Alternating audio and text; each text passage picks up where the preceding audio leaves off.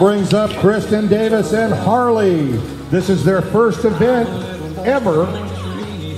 Harley's a mixed breed.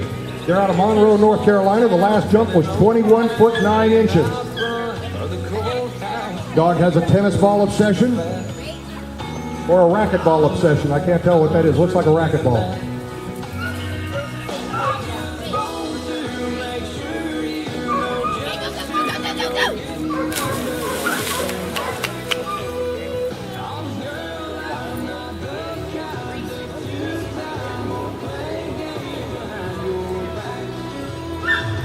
Diane Lewis and Reese. Diane Lewis and Reese, you are late reporting in for Group 2.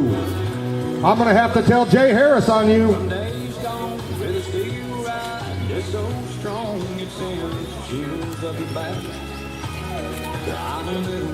21 foot 1 inch for Kristen Davis and Harley, still consistently in that 20.